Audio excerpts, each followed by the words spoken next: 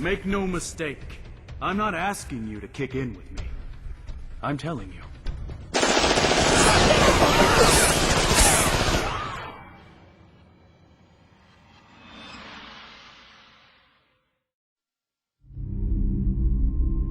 Save the planet. What for? Life's simple. Kill or be killed.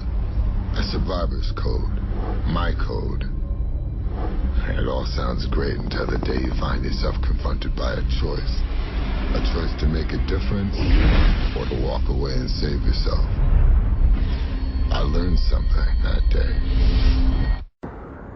Why do you cling to such a pathetic existence? Welcome to Simulation Hypothesis 2. How real am I? I'm like a head trick to listen to, cause I'm only giving you things you joke about with your friends inside your living room. The only difference is I got the balls to say it in front of y'all, and I don't gotta be false. As the possibility of a simulated universe increases, the chances that I'm 100% real decrease. So to explore my perception of reality, we're going to explore two possibilities. Currently, I interpret reality by the signals that my brain is processing. If these signals were to be exploited, and my brain was fed simulated signals, I would be afraid to say that I could be fooled into thinking that the reality being fed to me was reality.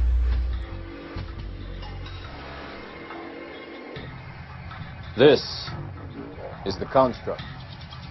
It's our loading program.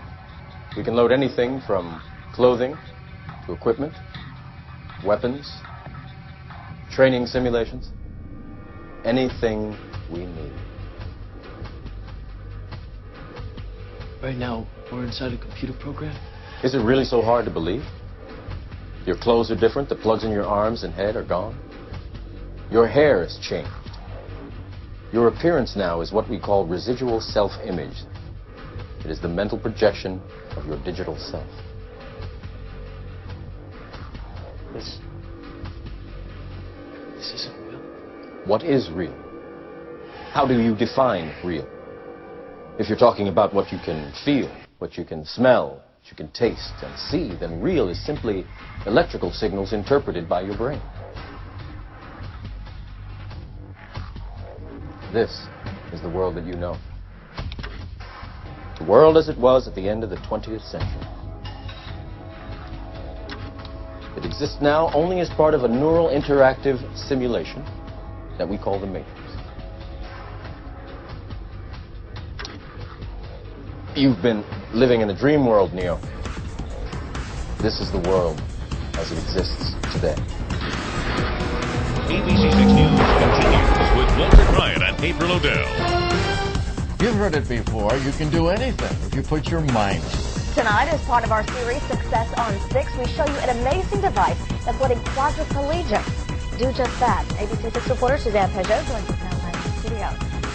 Hi there, April. The company is called Cyberkinetics. They make a device called BrainGate, a device that opened up a whole new world for a man who can barely move. 25-year-old Matthew Nagel was paralyzed 3 years ago after a stranger stabbed him in the neck.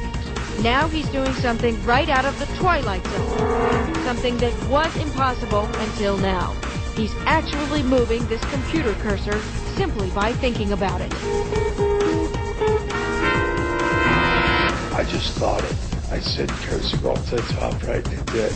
And now I got control of it all over the screen. It's wild.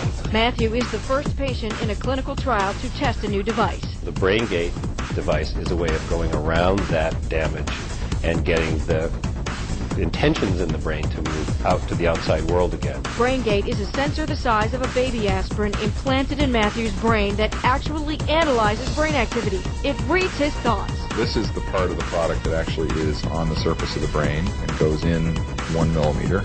So the tips of those electrodes are near the neurons that we're trying to measure the firing of. The activity is a series of pulses from each of maybe a few dozen neurons. Cyberkinetics uses a mathematical formula to decode the signals. They're not so complicated that we can't read out the little pulses of the brain and say that a lot of pulses might mean for that cell it's signaling go to the left, and a few pulses for that cell means it's signaling go to the right. So it can be interpreted, obviously. A metal port on Matthew's skull is wired to a series of computers. Going to open the first email. Now he can open email, play a simple video game. I'm going to channel up. Even control the television, the light switch, or the thermostat. For Matthew, that kind of power is simply astounding. After my injury, I was depressed for 2 years. Very, very depressed. It's been 3 years now, and this brain feed's been unbelievable. The ultimate goal is to create a computer connection between the brain and the muscles that would bypass a spinal cord injury and let people like Matthew feed and bathe themselves, maybe even walk again. It would give me some independence, and for me, that'd be wonderful. We aren't there today, but we are going to get there.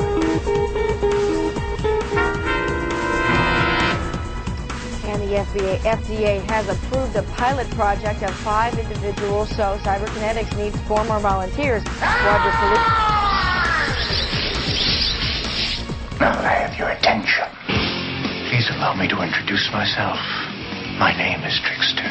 What was that film you were watching? Death. Death. Part 2. Oh, Lord. Michael's seen it. Go for it, man. Done it. Played it. Look, I've played them all. And just when he thought he'd die of boredom. Brain scan. The ultimate experience in interactive terror. Never leave home without it. You're in the game, man. You're in control. You must think like a killer. Cover up any clues. Leave no witnesses, no evidence. A challenge he can't resist. It was so real. It was sick. See, I told you, man. I told you it would blow your mind. A game he can't escape. There was a grisly murder in the quiet suburban town of Mountview today. So you did it. What was on that disc? It's not a game anymore. Hamilton and Hayden. It's real. It wasn't supposed to be real. Real, unreal, what's the difference? I didn't kill the man. I didn't even know him. You're in this now. You won't survive on your own.